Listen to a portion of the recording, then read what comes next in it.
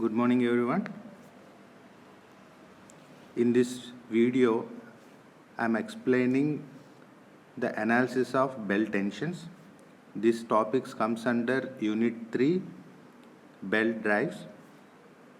As, as shown in figure, there are two tensions acting on a belt drives which are P1 and P2. Here the P1 is belt tension in the tight side and P2 is the belt tension in the loose side. And the mass of the belt is considered as a small m, and here the centrifugal force is acting on a belt, okay, which is mv square d phi. Okay, I will explain how we can get that. And if I am considering the small element, okay, the force is acting P, okay, which is in the tension, okay. The tension, okay, for small element I am considering the force P on the loose side, and P plus dP is the force, the tension acting on the tight side.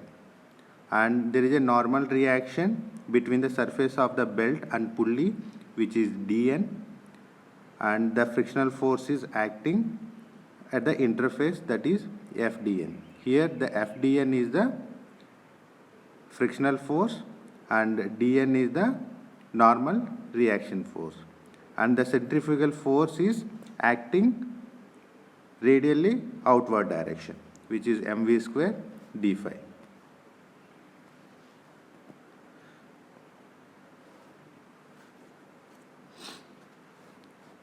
Okay, now what is the centrifugal force? The centrifugal force, let us consider, I am considering the CF is the centrifugal force, okay, which comes from the mass into acceleration. Mass of the element is here mr d phi. Okay, here m is the mass of the 1 meter length of the belt. Here the units of mass is kg per meter. That means per unit length of the belt, mass of the 1 meter length of the belt. And the small element, the length is equal to r d phi, and the acceleration is equal to v square by r in terms of velocity.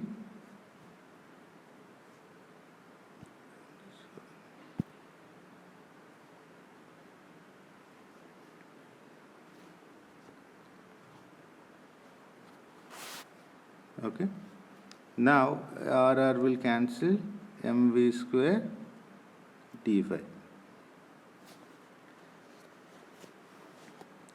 Okay, this is centrifugal force acting on a belt drive. Now considering the equilibrium of forces in x and y direction,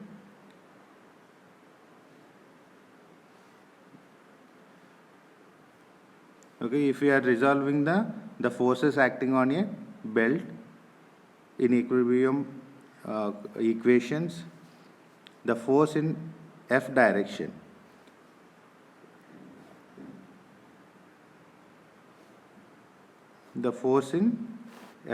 sigma fx is equal to 0. Okay, what are the forces acting on a x direction? P plus dP. Okay, it is acting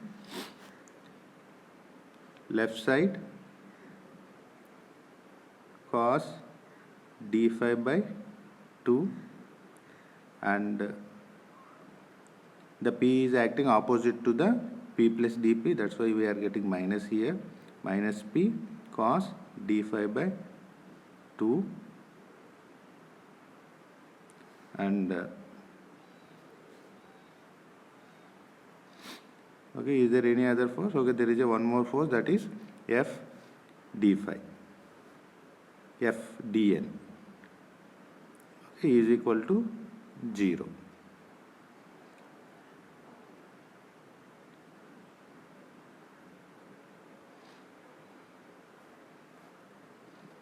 Now if you are simplify this, okay, for small angles of d phi by 2, for small angles cos d phi by 2 becomes 1 and sin d phi by 2 is equal to d phi by 2. If you simplify above equation, p plus dp minus p minus f dn is equal to 0. Okay, if you simplify, dn is equal to dp by f. Okay, this is the equation number 1.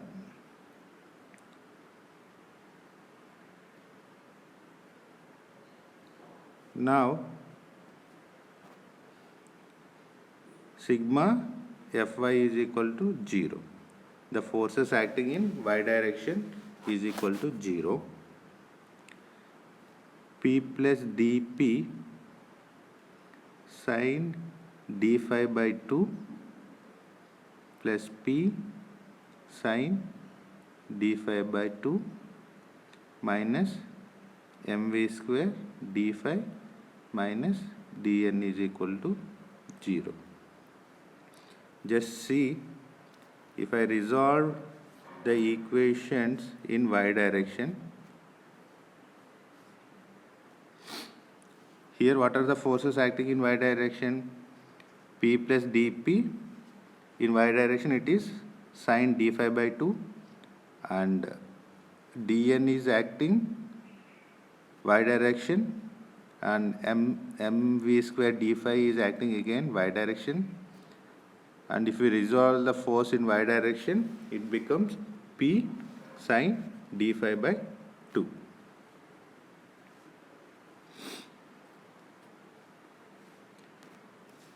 Now if you simplify this, okay, as I mentioned, for small angles of d phi by 2, sin d phi by 2 becomes d phi by 2.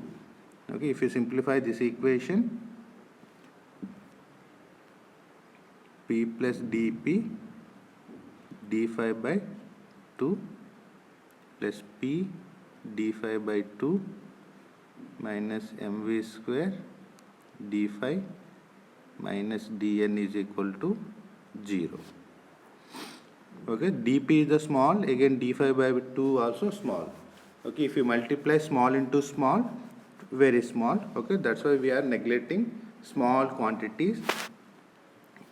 Okay, we are neglecting the differential of the second orders. Okay, if you simplify this equation, you will get p minus mv square d phi minus dp by f is equal to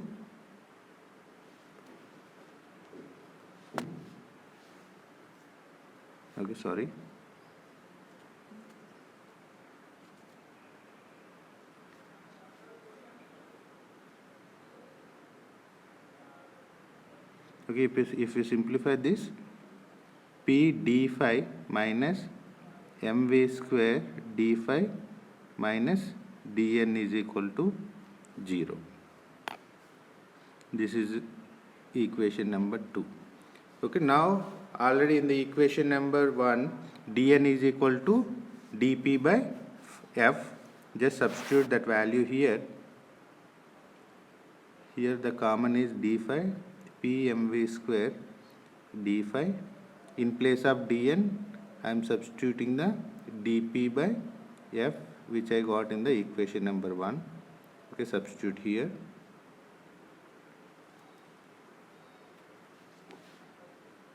Now dp by, rearrange the equation, dp by p minus mv square, which is equal to f d phi. Now integrating the above equation, now the forces are, the tension, P is the here tension. Okay, we have the limits of the tensions are P1 and P2, and the angle is the 0 to the maximum angle is the angle of wrap, that is alpha. Now if we integrate this,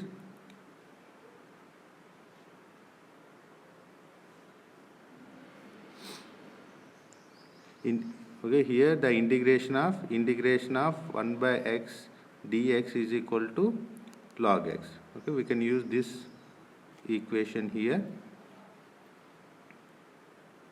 Log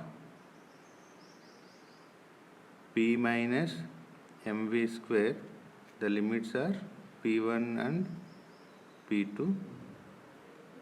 Here f d phi is the phi and the limits are 0 to alpha.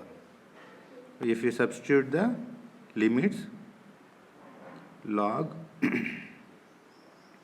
p1 minus mv square by p2 minus mv square is equal to f alpha. If you substitute the limits in the given equation, you will get this one. Now p1 minus, now I am removing the log here. If that will give this p1 minus mv square by p2 minus mv square is equal to e power f alpha. Okay, this is the equation for the ratio of tensions in a belt drive.